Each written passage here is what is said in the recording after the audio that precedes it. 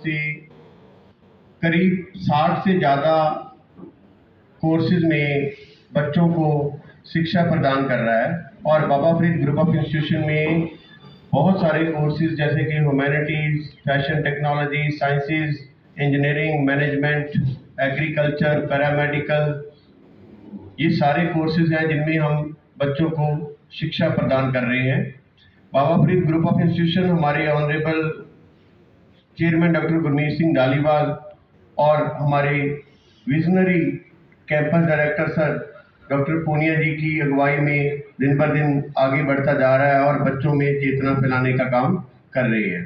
इस कार्यक्रम के लिए हमारे साथ इस प्रेस को संबोधित करने के लिए आज हमारे साथ हैं डॉक्टर MP पूनिया जी, जो कि हमारे बाबा फरीद के कैंपस डायरेक्टर भी हैं और फॉर्मर वाइस चेयरमैन AICT भी रहे हैं।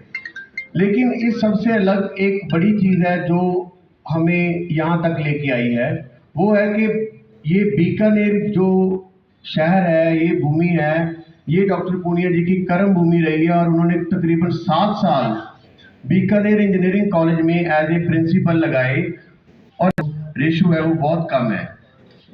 तो इसी मुहिम के तहत जन चेतना जो पूनिया जी ने शुरू किया है, उसी मुहिम के तहत राजस्थान में हम पहला इवेंट बीकानेर में करने जा रहे हैं, जहां पे ये जन चेतना मुहिम के तहत हम on the spot scholarship and career counselling carnival करने जा रहे हैं, जो कि concept classes AK colony main road में होगा।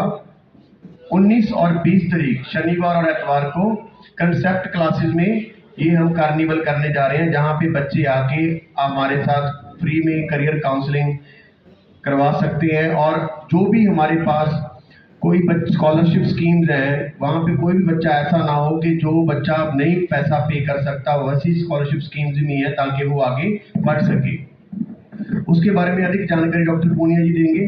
अब मैं डॉक्टर पूनिया जी को अनुरोध करूंगा कि वो प्रेस को संबोधित करें। डॉक्टर पूनिया जी। इतनी कमजोर आप कल्पना नहीं कर सकते। मैंने दिल्ली से जाके जब इस पूरे दर्पण को देखा, देश के दर्पण को, अगर 100 बच्चे 12वीं पास करते हैं देश में, तो सिर्फ 27 बच्चे ऐसे हैं जिनको कॉलेज में जाने का मौका मिलता है। 73 बच्चों का तो अपने को पता ही नहीं है वो कहाँ। और ये देश की एवरेज बता रहा हूँ मैं, बीकानेर की नहीं, देश की एवरेज। 100 बच्चे अगर 12वीं पास किए तो 27 को ही मौका मिलता है, जिसमें साउथ इंडिया को अगर देखो, आप कर्नाटका देखो, आप तमिलनाडु देखो, आप केरला देखो, वहां तो करीब 100% स्कूल से कॉलेज में एंट्री होती है और एवरेज 27 है। हो सकता है बीकानेर का अपना 5-7% ही हो, गंगानगर का 4% ही हो, बठिंडा का 3% ही एवरेज हो। यानी 100 बच्चे जो ड्रीम करते हैं कॉलेज में आने का, उसमें से 3, 4, 5, 6, 7 बच्चे ही हमारे एंटर हो पाते हैं। और समाज का विकास तभी होगा, देश का विकास तभी होगा, स्टेट का विकास तभी होगा जब उच्च शिक्षा मजबूत होगी।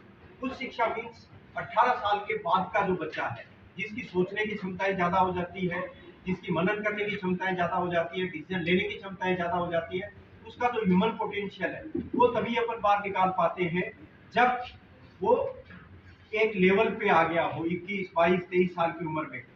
उच्च शिक्षा अगर कमजोर होगी तो देश कमजोर होगा। अमेरिका में अगर 100 बच्चे ड्रीम करते उच्च शिक्षा में जाने का तो 87 को मौका मिलता है। जापान में अगर 100 बच्चे ड्रीम करते हैं तो 70 को मौका मिलता है। इंग्लैंड में 100 में 70 को मौका मिलता है। अपना पड़ोसी चाइना जो जिसको कहते हैं ਅਸੀਂ आगे बढ़ाएंगे, चाइना तो आगे जाएंगे, वहाँ पे 100 बच्चे ड्रीम करते हैं तो 55 को मौका मिलता है। अपने यहाँ 27 और 27 में अपने जैसे बॉर्डर एरिया जो कमजोर एरियाज हैं वहाँ पे तो बहुत कम है। इसी तरह की और खबरें देखने के लिए सब्सक्राइब करें कामयाब कलम न्यूज़ चैनल।